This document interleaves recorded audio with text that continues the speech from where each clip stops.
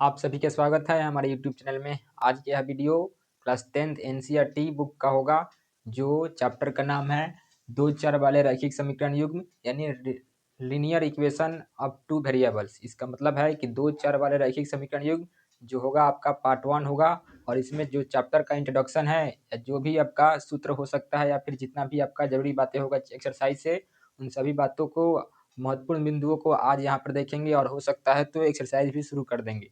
तो चलिए स्टार्ट करते हैं। तो आपका चैप्टर का नाम है दो चर वाले रैखिक समीकरण युग्म। क्लास 9th में जब थे तो आपको केवल रैखिक समीकरण युग्म, दो चर वाले रैखिक समीकरण युग्म मिला, केवल युग्म नहीं मिला था, दो चर वाले रैखिक समीकरण मिला था। और क्लास 10th में जैसे ही आप इंटर किए तो आपको दो चर वाले रैखिक समीकरण युग्म यानी कि पेयर के रूप में मिल गया है। युग्म का मतलब होता है जोड़ा, युग्म का मतलब जोड़ा होता है, पेयर अंग्रेजी में बोलते हैं।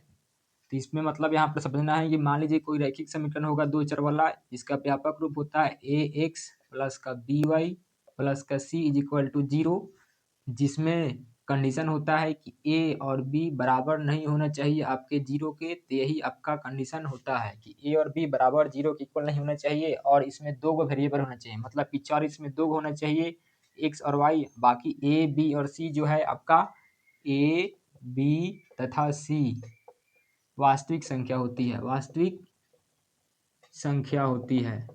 ए बी तथा सी आपका वास्तविक संख्या होती है, लेकिन जो एक्स और वाई है यही आपका चर है, जिसको अंग्रेजी में आपको वेरिएबल बोलते हैं। तो वही आपका दो चर वाला रैखिक समीकरण होता है। लेकिन दो चर वाला रैखिक समीकरण युग्म अलग होता है। आप इसको अगर परिभाषा के अनुसार देखेंगे तो इसमें परिभाषा में लिखेंगे कि वैसा रैखिक समीकरण जिसमें दो गो चर हो और उसका गुणांक ए बी और सी जिसमें वास्तविक संख्या हो और बराबर में आपका 0 हो, तो वही दो चर वाला रैखिक समीकरण कहलाता है। लेकिन आपका समीकरण में रैखिक युग्म पढ़ना है, दो चर वाला रैखिक युग्म, तो यहाँ पर इसका मतलब बदलेगा कि यहाँ पर दो को समीकरण लेना पड़ेगा युग्म के रूप में। तो यही आपका व्यापक रूप रहेगा, a1 x हो जाएगा, फिर b1 y हो जाएगा, और फिर c1 बराबर में 0, और फिर a2 x प्लस का b2 y प्लस का c2 बराबर में 0। यही जो हुआ आपका युग्म के रूप में हुआ। इसको आप चाहें तो समीकरण 1 नाम दे सकते हैं और इसको चाहें तो समीकरण 2 नाम दे सकते हैं। तो यही अगर इस रूप में होगा, सिंगल के रूप में रहेगा तो केवल रैखिक समीकरण रहेगा, और इसी को a1x b1y c1 बराबर में 0 और a2x plus b2y plus c2 is equal to 0 हो, अगर युग्म के रूप में हो, जोड़ा के रूप में हो, तो वही आपका दो चर वाला रैखिक समीकरण युग्म होता है। यहाँ से एक महत्वपूर्ण बात है ऑब्जेक्टिव का कि जो दो चर वाला रैखिक समीकरण होता है इसमें हलों की संख्या कितनी होती है। इसमें जो हलों की संख्या होती है, हलों की संख्या अनगिनत होती है, अनगिनत होती है। इसको आपको याद रखना है, भी यही है कि दो चर वाला रैखिक समीकरण में हलों की संख्या कितनी होती है, अनगिनत होती है। केवल दो चर वाले रैखिक समीकरण में, युग्म में नहीं दे रहे हैं, केवल रैखिक समीकरण में हलों की संख्या अनगिनत होती है। ऑब्जेक्टिव यहाँ से प्रश्न में आता है, लेकिन इसमें आपको हलों की संख्या डिपेंड करता है कंडीशन पर। हो सकता है कि इसमें हल एक हो सकता है कि हल ही ना हो, और हो सकता है एक अनगिनत हो। इसमें आपका ग्राफ से संबंधित कुछ बात पढ़ना है। तो मान लीजिए कि ये एक ग्राफ है, आप ग्राफ के बारे में जानते होंगे कि जो ऊपर नीचे होता है और बीच में आपका कटान बिंदु होता है, जो आपका मूल बिंदु होता है जिसका निर्देशांक 0,0 होता है। जो हॉरिजॉन्टल होता है, हॉरिजॉन्टल कहने का मतलब क्षैतिज, उसको एक्स बोलते हैं यानी कि एक्स एक्सिस, और जो इसका विपरीत होता है उसको माइनस में लेते हैं एक्स डैश। जो वर्टिकली होता है उसको वाई बोलते हैं, और जो इसका विपरीत होगा वाई डैश होगा। अगर ग्राफ में कोई रेखा एक दूसरे को काट दे, जैसे कि यहाँ पर एक रेखा है ये, और फिर एक दूसरी रेखा है इधर, यहाँ पर मान लीजिए कि काटा है,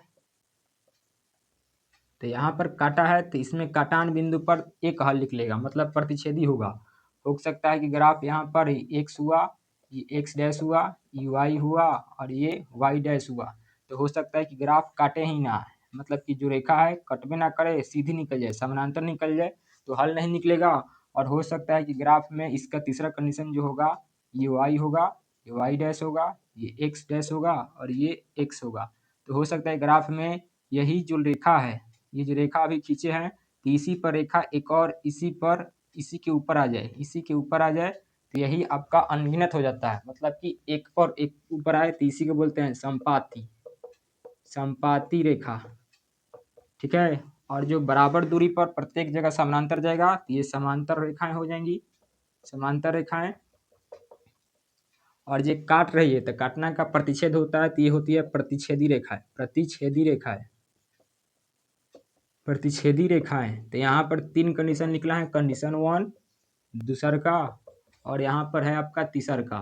तो 3 कंडीशन में 2 चर वाले रैखिक समीकरण युग्म में हलों की संख्या 3 अलग अलग होती है। तो यहाँ पर देखिए, पहले आपको हम ग्राफ बताए, तो ग्राफ के अनुसार जब रेखाएं एक दूसरे को प्रतिच्छेद करेगा, जब रेखाएं एक दूसरे को काटेगा, तो सिर्फ जो हल निकलेगा, हल सिर्फ एक होगा, सिर्फ एक होगा, जिसको आप अद्वितीय भी बोल सकते हैं, अद्वितीय। सिर्फ एक को अद्वितीय, यूनिक अंग्रेजी में बोलते हैं। तो जब ग्राफ पर रेखाएं जब होंगी एक दूसरे को काटेंगे तो प्रतिच्छेदी रेखाएं होंगे, और प्रतिच्छेदी रेखाएं का जो हल निकलेगा सिर्फ एक निकलेगा। और ग्राफ में रेखाएं आपस में एक दूसरे के समांतर हो, जब काटेंगे ही नहीं तो इसका हल नहीं निकलेगा, मतलब कि इनकी दूरियां आपस में प्रत्येक जगह समान रहेगा, तो काटेगा नहीं, तो इसमें जो हल निकलेगा, तो हल इसमें कोई नहीं होगा, कोई हल नहीं होगा। मतलब इसका अर्थ समझना है कि जब ग्राफ में रेखाएं आपस में समानांतर हो तो उसका जो हल होगा कोई नहीं होगा।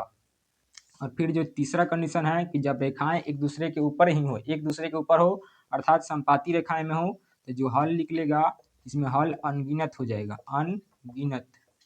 अनगिनत होती है। तो यहाँ से आपका ऑब्जेक्टिव प्रश्न बनता है कि बताइए कि 2 चर वाले रैखिक समीकरण में यदि रेखाएं एक दूसरे को काटती है, मतलब प्रतिच्छेद करती है, तो सिर्फ कितना हल निकलेगा, एक हल निकलेगा, मतलब अद्वितीय हल होगा। अगर रेखाएं आपस में समानांतर रेखाएं होती है तो इसमें हल की संख्या नहीं होता है, मतलब कोई हल निकलबे नहीं करता है। अगर रेखाएं एक दूसरे के ऊपर ही चली जाए, मतलब कि एक के ऊपर एक हो, मतलब समपाती हो, तो समपाती रेखाएं में अनगिनत हल होती है। तो आपको यहाँ पर ध्यान रखना है कि सिर्फ एक हल होगा जब प्रतिच्छेदी रेखा होगा, कोई हल नहीं होगा जब समानांतर रेखाएं होंगी, और अनंत हल होगा जब समपाती रेखाएं होंगी। और जो रैखिक समीकरण का हलों की संख्या होता है, ये 2 चर वाले रैखिक समीकरण का हलों की संख्या अनगिनत होती है। आपको ये भी याद रखना है, 4 गो ऑब्जेक्टिव बन रहा है कि 2 चर वाले रैखिक समीकरण का अनगिनत हल, प्रतिच्छेदी रेखाएं सिर्फ एक हल, समानांतर रेखाएं कोई हल नहीं, समपाती रेखाएं अनगिनत हल। तो आशा करते हैं कि आपको इतना समझ में आया होगा, और इसके बाद जो आपका एक्सरसाइज है यही यहाँ से स्टार्ट होगा। यही आपको बताना था कि ऑब्जेक्टिव में यहाँ से कुछ प्रश्न पूछता है, तो इसको आप मिटाएंगे और एक्सरसाइज जो है आपका उसको शुरू करेंगे।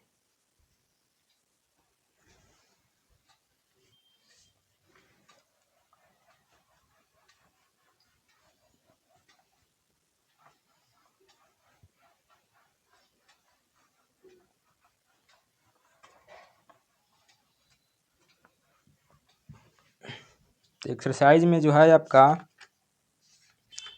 पहला क्वेश्चन प्रश्नावली 3.1 है। इसमें 3 गो क्वेश्चन दिया गया है जो ग्राफ के अनुसार है। तो प्रश्नावली यानी कि एक्सरसाइज आपका 3.1 होगा, जिसमें पहला क्वेश्चन है कि अवताप अपनी पुत्री से कहता है, 7 वर्ष पूर्व मैं तुमसे 7 गुनी आयु का था, अब से 3 वर्ष बाद मैं तुमसे केवल 3 गुनी आयु का रह जाऊंगा।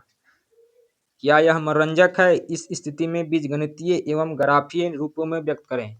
बीजगणितीय कहने का मतलब समीकरण आपको बना देना है, और ग्राफ के रूप में कहने का मतलब इसको ग्राफ के अनुसार जो होगा आलेख खींचकर दर्शाना होता है। और यहाँ पर कुछ बात है कि जैसे मान लीजिए कि ए एक व्यक्ति है जिसकी वर्तमान उम्र आपका 10 वर्ष है। तो 5 साल पहले 5 साल पहले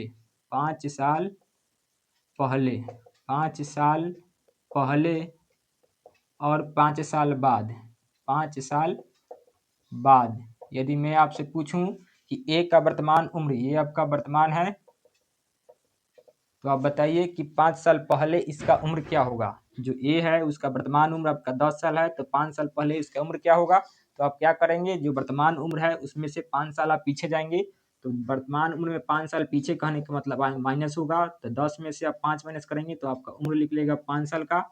लेकिन अगर पूछे कि 5 साल बाद वर्तमान उम्र से क्या इसका साल होगा, मतलब उम्र होगा, तो आप वर्तमान उम्र में 5 साल को ऐड करेंगे और इसका उम्र आप बताएंगे 15 साल, 15 साल। तो इसका मतलब आपको यहाँ पर समझना है कि यदि आपको क्वेश्चन में पहले बोले, पहले को पूर्व भी बोल सकता है और बाद को पश्चात भी बोल सकता है।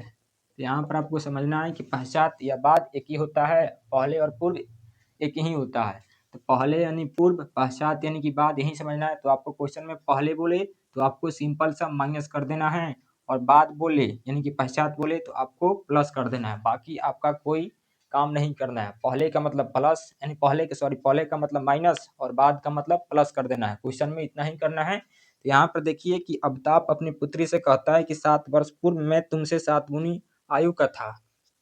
तो जो अमिताभ है अपनी पुत्री से कहता है कि तुम्हारी जो उम्र है 7 वर्ष पहले मैं तुमसे 7 गुनी का था। तो पहले बोल रहा है तो आपको 7 माइनस करना पड़ेगा। तो यही आपको काम करना होगा।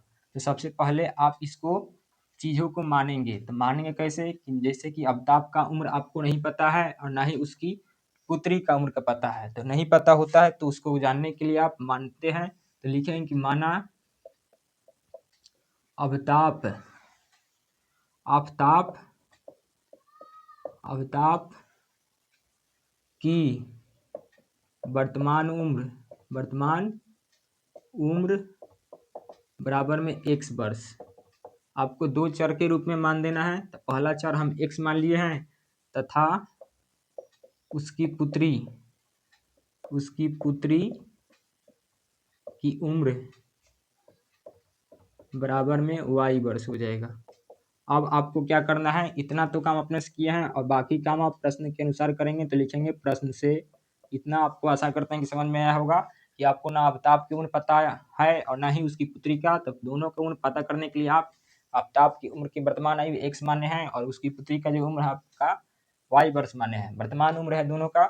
उसके बाद आपका प्रश्न में बोलता है कि अमिताभ अपनी पुत्री से कहता है कि 7 वर्ष पूर्व कहने का मतलब x यानी कि अमिताभ, तो माइनस होगा पूर्व कहने का मतलब कितना, जितना बोला है 7 वर्ष, और फिर y माइनस का 7। तो y किसका है, तो उसकी पुत्री का। तो दोनों का 7 वर्ष पहले जाएंगे मतलब माइनस करेंगे 7 वर्ष। उसके बाद बोलता है कि 7 वर्ष पूर्व मैं तुमसे 7 गुनी आयु का था। मैं तुमसे 7 गुनी आयु का था कहने का मतलब अमिताभ आपका 7 गुनी का था। इसको बराबर करने के लिए आप इसमें यानी कि इसकी पुत्री में 7 से गुना करेंगे, मल्टीप्लाई करेंगे। तो उसके बाद आप यहाँ पर देखेंगे कि x माइनस का 7 बराबर में y में 7 से मल्टीप्लाई करेंगे तो 7y, 7 सते 49 होगा। इधर प्लस में है, इधर आप ले आएंगे तो माइनस का 7y, माइनस का 49 और माइनस का 7 इधर आएगा तो आपका प्लस का 7। x माइनस का 7y is equal to minus का आपका हो जाएगा कितना, तो माइनस का 42। समीकरण 1 यहाँ पर बन चुका है। तो यही आपका एक समीकरण निकला। और फिर आपका क्या बोलेगा, यानी कि पुनः मैं आपको इसे पहले देख लेंगे कि बोर्ड में आ रहा है या फिर नहीं। तो आ रहा है, ठीक है। इसके बाद आपका बोल रहा है कि अब से 3 वर्ष बाद कहने का मतलब x में प्लस का कितना करना होगा, 3 प्लस, और y में भी आपको कितना प्लस करना पड़ेगा, 3 वर्ष। तो 3 वर्ष बाद कहने का मतलब प्लस मैं तुमसे केवल 3 गुनी आयु का रह जाएगा। मतलब कि 3 वर्ष बाद जो पिता है वो उसका अवताप जो है, पिता यानी अवताप है, ये 3 रह जाएगा उसकी पुत्री का। तो इसी में आपको सिंपल से कितना बोल देना है, 3 से मल्टीप्लाई कर देना है। अगर आपको यहाँ पर नहीं समझना है कि किस में मल्टीप्लाई करेंगे, तो जिसके साथ की लगा है या फिर का लगेगा उसी के साथ आपको मल्टीप्लाई कर देगा जितना क्वेश्चन में दिया जाएगा। की का मतलब गुना होता है। तो यहाँ पर उसकी पुत्री से लगा है, तुमसे कहने का मतलब उसकी पुत्री से 3 से गुना कर देना है। 3 गुनी का कहने का मतलब 3 से मल्टीप्लाई, x प्लस का 3 is equal to 3y plus का 3 3 9, इधर लाएंगे तो x माइनस का 3y इज इक्वल टू 9, और प्लस का 3 इधर आएगा तो माइनस का होगा, तो x माइनस का 3y इज इक्वल टू 6। समीकरण 2 यहाँ पर रेडी हो गया। तो समीकरण 1 भी निकल गया और समीकरण 2 भी निकल गया। इसके बाद आपको ना x का मूल्य निकालना है और ना ही y का, केवल आपका बीजगणितीय रूप में दिखा देना था। तो हमारा बीजगणित रूप एक ये हुआ और एक दूसरा आपका ये हो गया। इसके बाद आपका बोला था कि इसको ग्राफीय रूप में भी आपको व्यक्त करना है। तो ग्राफीय रूप में व्यक्त करने के लिए आप क्या करेंगे, तो सबसे पहले समीकरण 1 और 2 को आप ध्यान में रखेंगे और उसे ग्राफ खींचने का प्रयास करेंगे। तो बाकी सब चीज़ों को हम मिटाएंगे और समीकरण 1 और 2 को रख लेंगे। तो आप इतना का स्क्रीनशॉट ले लेंगे, नहीं तो वीडियो को पॉज करके यानी कि रुक करके इसको कॉपी में नोट डाउन कर लेंगे।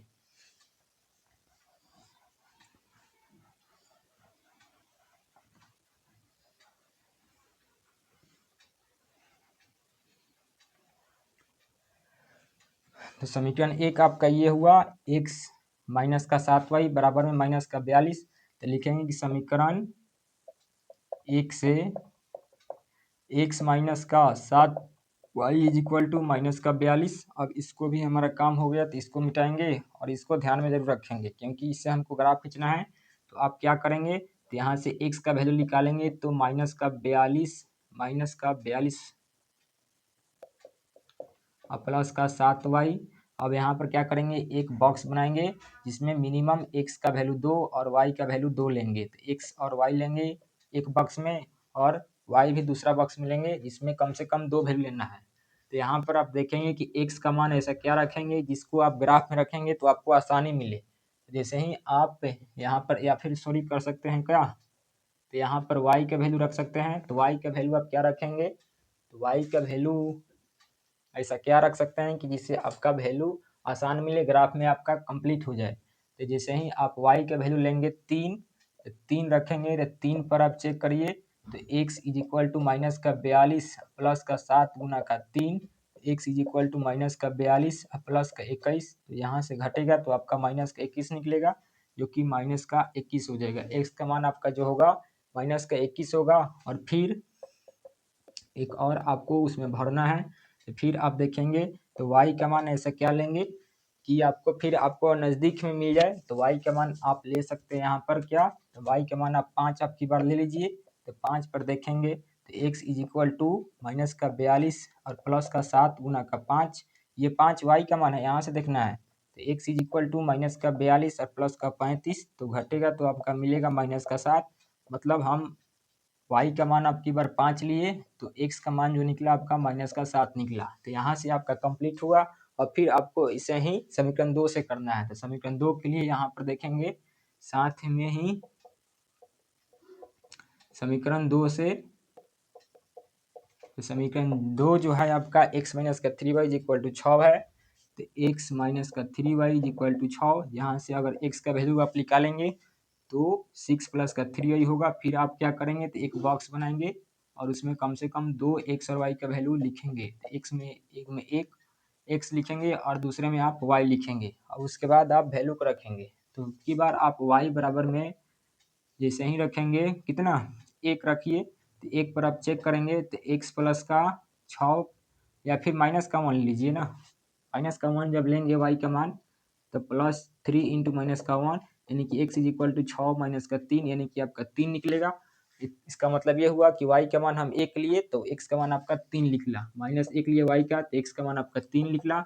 और फिर आपको एक और में भरना है। तो पुनः आप लिखेंगे क्या कि y बराबर में अब की बार आप ले लीजिए 0 पर। 0 पर जैसे ही लेंगे तो x is equal to 6 plus 3 into 0। तो x is equal to 6 plus 0 का मतलब 6। यहाँ इसका मतलब हुआ कि जैसे ही y का मान आप 0 लिए तो x का मान 6 निकला। तो यहाँ पर आप लिख देंगे। तो आपका देखिए कि 2 गो बॉक्स रेडी हो चुका है। तो आप इन्हीं 2 बक्सों के अनुसार ही ग्राफ को बिंदु बना करके खींचेंगे, बाकी ये आपको फिर हमको मिटाना पड़ेगा। तो आप एक स्क्रीनशॉट ले लेंगे या फिर वीडियो को रुक करके कॉपी में नोट डाउन करेंगे।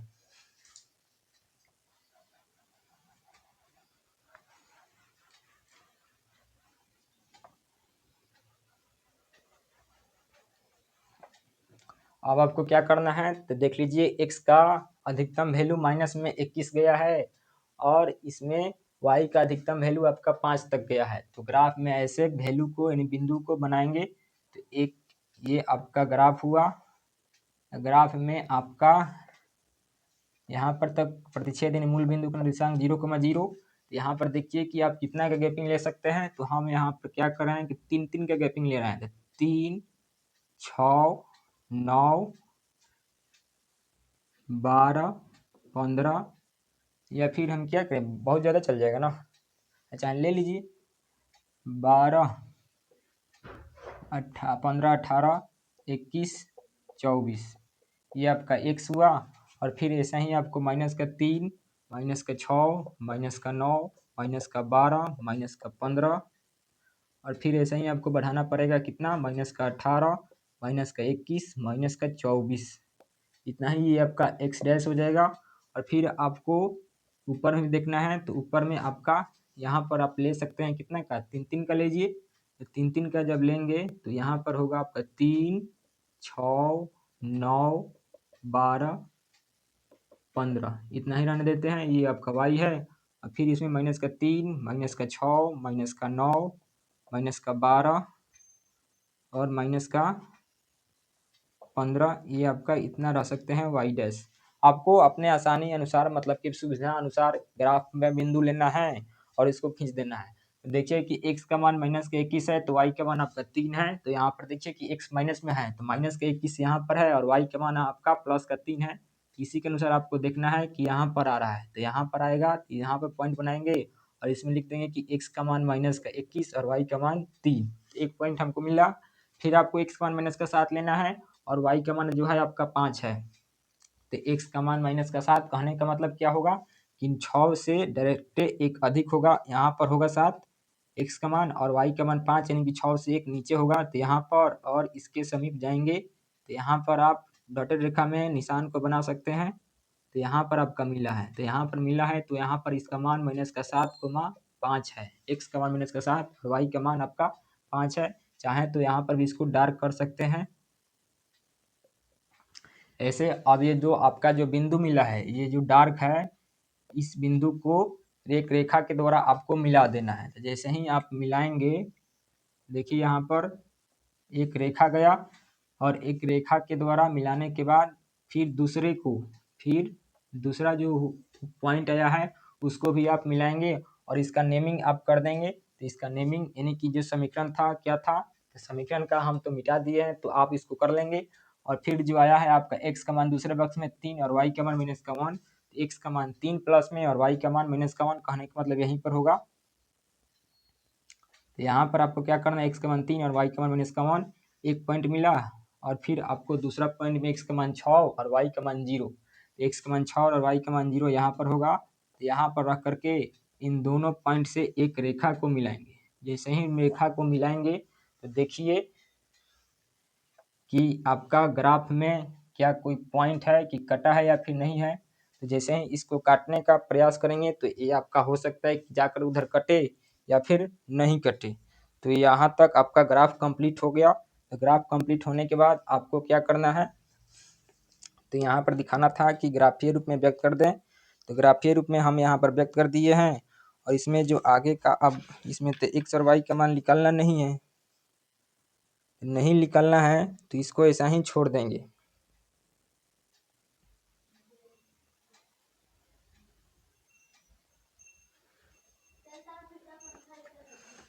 इसको ऐसा ही छोड़ेंगे और आप यदि ग्राफ बॉक्स में यानी कि ग्राफ कॉपी में बनाने का प्रयास करेंगे तो हो सकता है कि ये जो लाइन है ये थोड़ा हमारा टेढ़ा हो गया है यानी कि तिरछा हो गया है। तो ये जाके आपको इधर आपको काट दे, यानी कि जैसे ही इसको आगे बढ़ाएंगे तो ये आपका इधर जाके काटेगा।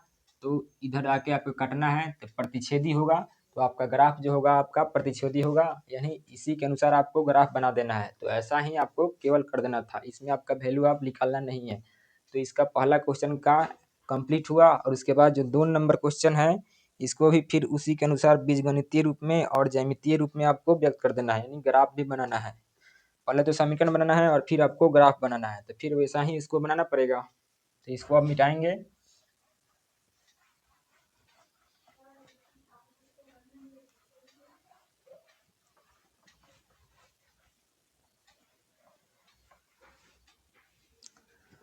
दो नंबर प्रश्न है कि क्रिकेट टीम के कोच ने 39 में 3 बल्ला तथा 6 गेंद खरीदी। बाद में उसने एक और बल्ला और उसी प्रकार की 3 गेंदें 1300 रुपये में खरीदी। इस स्थिति को बीजगणितीय या फिर ज्यामितीय रूप में आपको व्यक्त करना है। तो सबसे पहले आप मान लेंगे। 2 नंबर जो प्रश्न है कि माना प्रत्येक बल्ला, कहने का मतलब बैट, प्रत्येक बल्ला की कीमत 100 रुपया तथा प्रत्येक बॉल की कीमत y रुपया है। तो इतना करने के बाद आप फिर लिखेंगे प्रश्न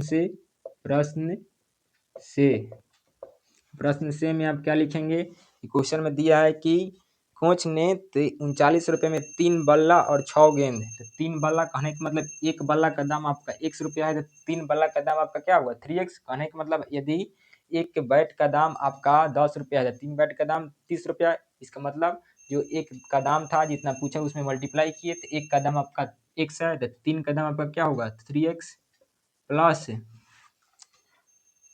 6 गेंद, एक गेंद का दाम y है तो 6 गेंद का दाम आपका 6y और दोनों का जो यानी कि कीमत है आपका 39 है। तो यहाँ पर आप 39 लिख देंगे और आपका यहाँ पर समीकरण 1 हो जाएगा। यहाँ पर आपका समीकरण 1 हो जाएगा। फिर आपको दिखना है, फिर आपका बोला है कि उसी प्रकार की 3 गेंद, उसी प्रकार के बाद में उसने एक और बल्ला, एक बल्ला का दाम x है और उसी प्रकार की 3 गेंद, कहने का मतलब 3y बराबर में इसका दाम जो टोटल हो रहा है आपका 1300 हो रहा है। तो यहाँ पर आप कर देंगे 1300, इक्वेशन आपका 2 हो जाएगा। यहाँ पर आपका दोनों समीकरण तैयार हो गया और इसको आपको क्या करना है, ज्यामितीय रूप में आपको इसको व्यक्त करना है। बीजगणितीय रूप तो हो गया, अब इसको आपको ज्यामितीय रूप में व्यक्त करना है। तो ज्यामितीय रूप में व्यक्त करने के लिए आप फिर इसको दो गो बॉक्स बनाएंगे, एक सरवाई का कम से कम 2 गो मान लेंगे और फिर इसको ग्राफ में बनाने का प्रयास करेंगे। तो यहाँ पर समीकरण 1 से जो होगा आपका समीकरण 1 से, तो समीकरण 1 में जो आपका 3x प्लस का 6y बराबर में 3900 और इसमें आप देखेंगे तो चाहे तो आप इसमें कॉमन भी ले सकते हैं। तो कॉमन आपका क्या होगा 3 हो जाएगा। तो x प्लस का 2y बराबर में, x प्लस का 2y बराबर में 3 बल्ला और 6 गेंद है, ठीक है। और 3 गेंद और 1 बल्ला, तो इसमें जो आपका होगा, इसमें आपका हो जाए कितना 3 गुना का 1300, 3 से 3 आपका कटेगा तो x प्लस का 2y इज इक्वल टू आपका लिख लेगा 1300 और फिर इसमें x का मान आप जब से ही निकालेंगे तो माइनस का 2y होगा। और इसके बाद आप क्या करेंगे, एक बॉक्स बनाएंगे, एक बॉक्स, और उसी में आपको वैल्यू को रखना है।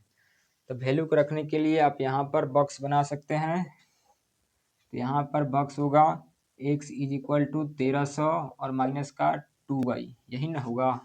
तो इसके बाद जो है आपको इस प्रकार से लिखना है कि कैसा वैल्यू लेंगे कि आपका मान सिंपल आ सकता है। तो आप यहाँ पर ले सकते हैं क्या, तो y का वैल्यू यहाँ पर बॉक्स बनाइए,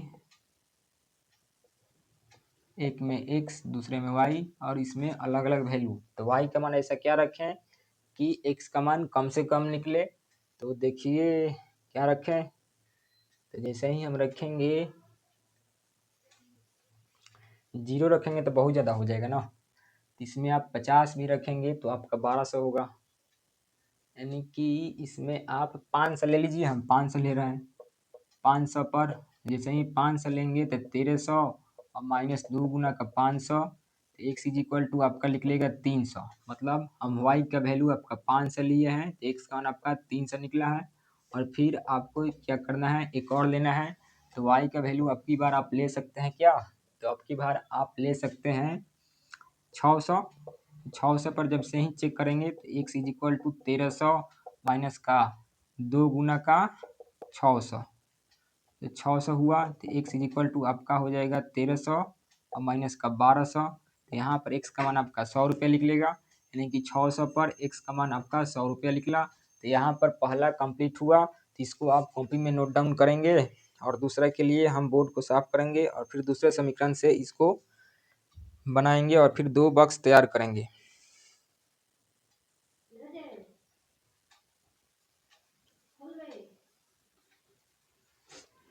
फिर आपको 2 बॉक्स तैयार करना है। तो समीकरण 2 से आपको क्या करना है, एक और लेना है। तो समीकरण 2 से, समीकरण जो 2 है आपका यही है, तो 2 से लिखेंगे, समीकरण 2 से, समीकरण 2 से, तो इसको आप मिटाएंगे और यहाँ पर x का मान अब निकालेंगे तो 1300 और माइनस का 3y होगा। अब यहाँ पर वैल्यू को 2 बॉक्स में, एक बॉक्स में x में, एक में x का और दूसरा में y को रखेंगे और फिर इसमें रखेंगे कि y बराबर आप क्या रख सकते हैं, तो y बराबर में जैसे ही हम 300 रख रहे हैं तो 300 पर चेक कर रहे हैं तो x इज इक्वल टू 1300 और माइनस का 3 गुना का 300, तो x का जो मान निकलेगा 1300 और माइनस का 900 यानी कि 400 निकलेगा। x का मान आपका 400 निकलेगा, यानी कि जैसे ही हम x का यानी कि y का मान आपका 300 लिए तो जो x का मान निकला आपका 400 निकला। और फिर आपको एक और लेना है, तो y बराबर में आपकी बार आप क्या लिख सकते हैं, तो y बराबर में हम ले सकते हैं यहाँ पर 400। y का मान जैसे ही हम 400 ले रहे हैं तो 400 पर अगर चेक करेंगे तो x इज इक्वल टू 1300 और माइनस का 3 गुना का 400, यानी कि आपका 1300 में से 1200 गया 100 रुपया आएगा, यानी कि 100 रुपया आएगा। तो x का मान आपका 100 आएगा कब, जब y का मान लेंगे 400। तो यहाँ पर 2 बॉक्स आपका तैयार हो गया, एक ये और फिर आपका एक ये। तो इन्हीं 2 बक्सों के अनुसार फिर एक ग्राफ खींचना है और बाकी चीज़ों को आप मिटाएंगे।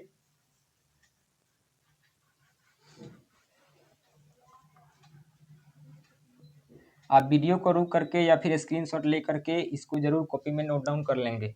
और फिर आपको ग्राफ को बनाने के लिए रेखा खींचना पड़ेगा और रेखा में आप देख लीजिए कि यहाँ पर 100-100 का गैपिंग करेंगे। तो बीच में आपका 0 है तो 100, 200, 300, 400, 500, इसको x कर देते हैं। और फिर आपको माइनस में तो ज़्यादा गया नहीं है तो माइनस में ज़्यादा जाने की ज़रूरत हमको नहीं है। तो ये आपका x डैश है। y में आप चेक कर लेंगे तो इसमें भी 100 का गैपिंग है, 100 का गैपिंग है तो पहला 100, दूसरा 200, 300, 400, 500 है, यहाँ पर आपका 600 और फिर आपका इधर y हो गया।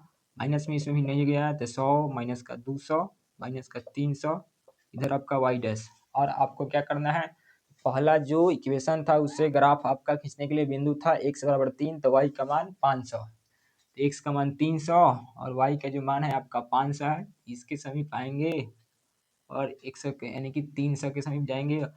300 कोमा 500 आपका पहला बिंदु मिल गया। फिर आपको x का मान 100 है और y का मान 600 है। तो x का मान 6 यानी 100 है और y का मान आपका 100 यहाँ पर होगा। तो यहाँ पर इसका मान होगा 100 कोमा 600। जैसे ही आपको 2 बिंदु मिला है तो इन दोनों बिंदु से आप होकर के एक रेखा खींचेंगे। तो रेखा खींचने पर देख लीजिए यहाँ पर खींच दिए हैं और इसको ऐसे आप बढ़ा देंगे।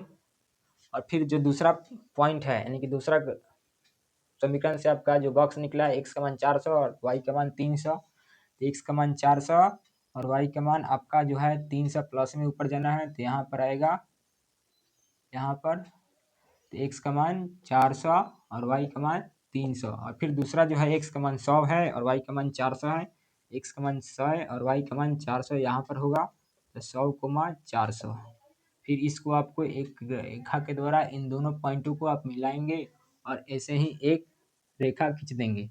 तो इतना आपको करने के बाद यहाँ पर फिर इस जो रेखा खींचे हैं पहला समीकरण का नाम लिख देंगे और फिर दूसरा जो समीकरण है उसका भी नाम लिख सकते हैं। तो पहला समीकरण का जो मान था आपका कितना था, तो पहला समीकरण जो था आपका 3x प्लस का 6y, 3x प्लस का 6y इज इक्वल टू 3900।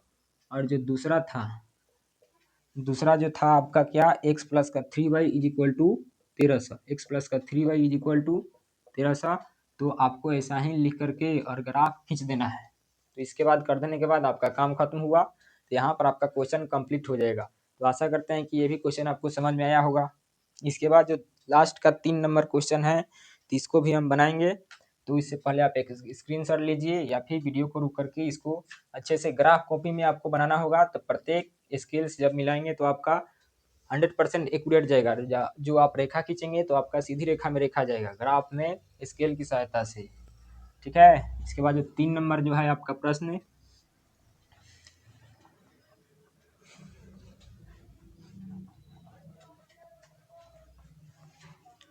तीन नंबर है एक्सरसाइज 3.1 है ना। 3 नंबर इसका जो लास्ट क्वेश्चन है कि 2 केजी सेब और 1 केजी अंगूर का मूल्य किसी दिन 160 था और 1 महीने के बाद 4 केजी सेब और 2 केजी अंगूर का मूल्य जो है 300 हो जाता है। तो इस स्थिति में आपको बीजगणितीय तथा ज्यामितीय रूप में व्यक्त करना है। फिर आपको क्या बोल रहा है, समीकरण बनाइए और इसको ग्राफ से डिनोट कीजिए। तो आप लिखेंगे कि ना आपको सेब का मूल्य पता है और ना ही अंगूर का। तो आप मानेंगे क्या कि माना कि 1 केजी या फिर प्रति केजी, 1 केजी आप मान सकते हैं। तो 1 केजी सेब का मूल्य बराबर में 100 रुपया तथा 1 केजी अंगूर का मूल्य बराबर में वाई रुपया है। यहाँ तक हम मान लेने के बाद अब फिर लिखेंगे प्रश्न से इसके बाद आपका क्या बोला है कि 2 kg सेब आपको बताना है कि यदि 1 kg का दाम 100 रुपया है तो 2 kg का दाम आपका क्या होगा, तो 2x हो जाएगा। 2x प्लस 1 kg अंगूर, तो 1 kg अंगूर का दाम आपका वाई रुपया है। इन दोनों का अंगूर और सेब 2 kg अंगूर 2 kg सेब और 1 kg अंगूर का जो मूल्य है आपका कितना हो रहा है 160 रुपया। समीकरण 1 यहाँ पर रेडी हो गया। फिर आपको एक और आपका समीकरण बनाना है।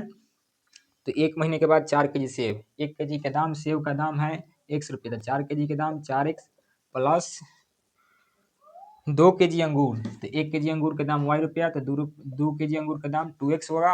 और दोनों का जो मूल्य हो रहा है आपका 300 हो रहा है। 300 यहाँ पर चाहें तो यहीं पर छोड़ सकते हैं, नहीं तो यहाँ पर आप कॉमन ले सकते हैं। तो 2 आपका कॉमन होगा तो 2x प्लस का y इज इक्वल टू 2 गुना का 150 होगा। 2 से 2 आपका कैंसिल, तो 2x प्लस का y 2x प्लस का y इज इक्वल टू आपका जो मान निकलेगा 150 होगा। यही आपका समीकरण 2 रेडी हो चुका है। ज्यामितीय रूप आपको फिर बनाना पड़ेगा। यहाँ पर बीजगणितीय रूप कंप्लीट हुआ, तो एक आपका एक समीकरण ई हुआ और दूसरा आपका समीकरण ए हुआ।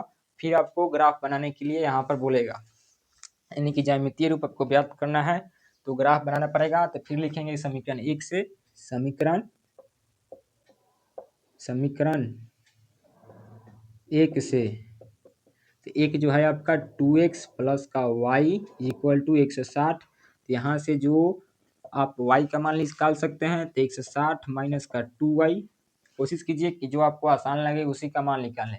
इससे पहले में हमको x का आसान ही लग रहा था तो हम x को निकाल रहे थे, अब की बार हमको y का आसान लगा तो y का मान निकाल रहे हैं। तो यहाँ पर फिर एक बॉक्स बनाएंगे और इसमें आप क्या करेंगे कि इसमें बारी बारी से वैल्यू को रखेंगे अपने आसानी से, मतलब कि अपनी सुविधानुसार। तो यहाँ पर आप रखेंगे, यहाँ पर x ना होगा, तो यहाँ पर x बराबर में आप क्या रख सकते हैं, तो x बराबर में हम यहाँ पर रख सकते हैं कितना, तो यहाँ पर हम आपकी बार 50 रख रहे हैं। तो एक बराबर हम x बराबर 50 रखे हैं, तो y इक्वल टू 160 माइनस का 2 गुना का 50 यानी कि 200, यानी कि 160 में से 50 गुना का 100 माइनस करेंगे तो आपका 60 ही निकलेगा। मतलब x का मान आप 50 रखें तो y का मान आपका 60 निकला। और फिर आपको यहाँ पर कर देना है पुनः x बराबर में अब की बार क्या ले सकते हैं, तो अब की बार हम ले सकते हैं क्या, तो यहाँ पर अब की बार हम x का मान 60 पर चेक कर रहे हैं तो 60 लेंगे। तो यहाँ पर जो y होगा आपका 160 माइनस का 2 गुना का 60, तो माइनस जैसे ही करेंगे तो 160 में से 120 गया, आपका y का मान 40 निकलेगा। मतलब x का मान 60 लिए तो y का मान आपका 40 हुआ। तो एक बॉक्स आपका कंप्लीट हुआ। और फिर दूसरे बॉक्स के लिए आप यहाँ पर लिखेंगे साथ ही समीकरण 2 से समीकरण जो 2 है आपका 2x प्लस का y इज इक्वल टू 150। तो फिर आप में यहाँ पर आसानी किसको निकालना होगा, y को। तो यहाँ पर आप लिखेंगे क्या कि y इज इक्वल टू 150 और माइनस का 2x। यहाँ पर भी दो बॉक्स बनाएंगे, एक बॉक्स और उसमें दो खंड करेंगे, एक में x होगा और दूसरा में आपका y हो जाएगा। तो यहाँ पर करने के बाद आप फिर यहाँ पर क्या रख सकते हैं, तो x बराबर में आप क्या लिख सकते हैं, तो x बराबर में जैसे ही हम लेंगे क्या, x बराबर में आप ले सकते हैं, हम यहाँ पर 50 ले लें, तो 50 जैसे ही लेंगे, चलो 50 ही ले रहे हैं, तो x बराबर 50 लेंगे तो y इज इक्वल टू 150 और माइनस का 2 गुना का 50, तो y is equal to 150 minus का 100 यानी कि आपका 50 ही आएगा। मतलब कि x बराबर 50 रखें तो y का मान भी आपका 50 आया। और फिर आपको एक और कर लेना है पुनः में, तो x बराबर में अब की बार क्या ले सकते हैं, तो अब की बार हम ले लेंगे कितना, 70 ले रहा है, तो 70 पर चेक करेंगे तो y इज इक्वल टू 150 और माइनस का 2 गुना का 70 यानी कि y इज इक्वल टू जो होगा आपका क्या हो जाएगा, तो 150 और माइनस का 140 यानी कि 10 आएगा। तो y का मान 10 आएगा कब, जब x का मान हम लेंगे 70। तो यहाँ पर दो बॉक्स कंप्लीट हुआ और इन्हीं दो बॉक्सों के अनुसार आपको फिर बिंदु बनाकर ग्राफ में पॉइंट बना करके रेखा खींचना है। तो बाकी चीज़ों को आप मिटाएंगे और ग्राफ के लिए बिंदु बनाने का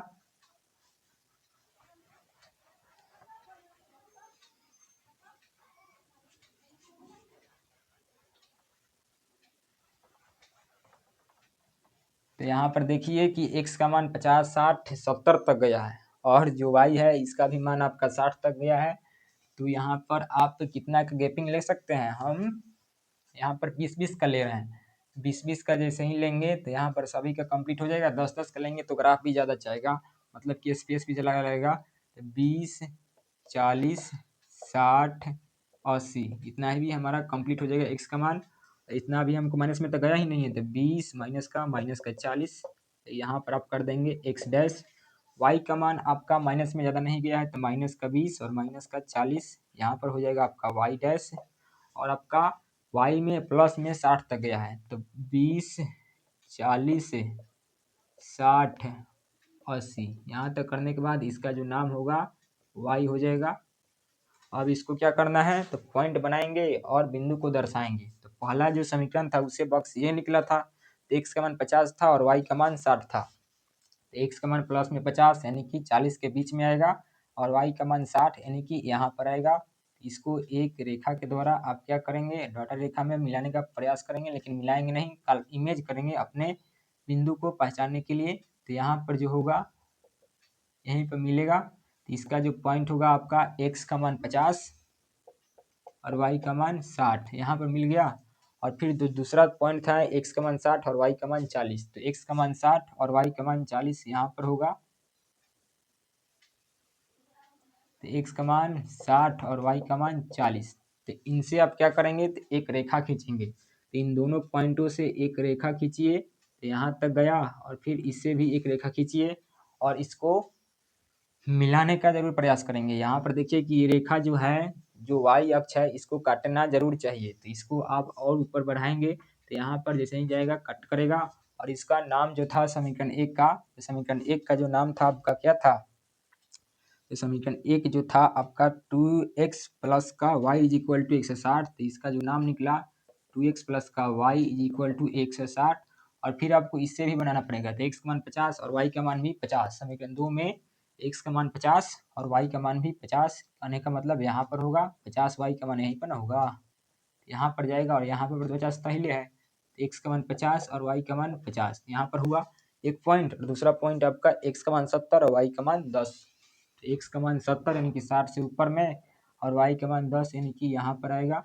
तो यहाँ पर आएगा और यहाँ पर जाएगा, तो यहाँ पर 60 कोमा का 10 हो जाएगा, नहीं 70 ना, 70, x का मान 70, 70 कोमा का 10। और इस पॉइंट से यहाँ पर देखिए, यहाँ का पॉइंट और यहाँ का पॉइंट, इन दोनों से एक रेखा खींचेंगे जो कि एकदम समानांतर में जाएगा।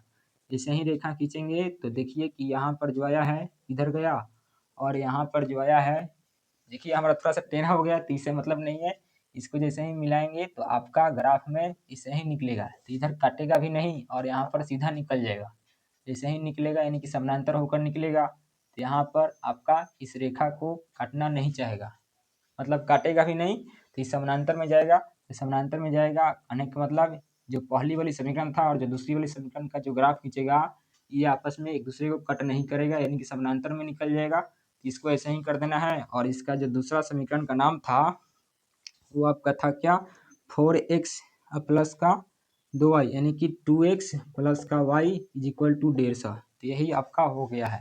तो यहाँ पर एक्सरसाइज जो आपका 3.1 था, आपका तीनों प्रश्न बन चुका है। आप यदि ग्राफ कॉपी बनाने का प्रयास करेंगे तो जो बिंदु लिए हैं इसको आप ग्राफ में पॉइंट बनाकर देखेंगे, तो वहाँ पर जो रेखा खींचेंगे एकदम इसका एक्यूरेट जाएगा।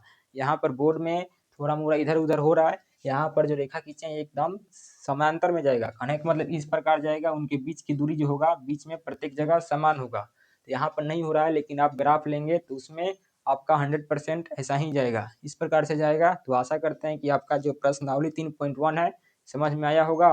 और यदि आप चैनल पर पहली बार होंगे तो चैनल को जरूर सब्सक्राइब कर लेंगे और वीडियो को लाइक कर लेंगे। इसके साथ ही अपने दोस्तों में जरूर शेयर करने का प्रयास करेंगे। धन्यवाद।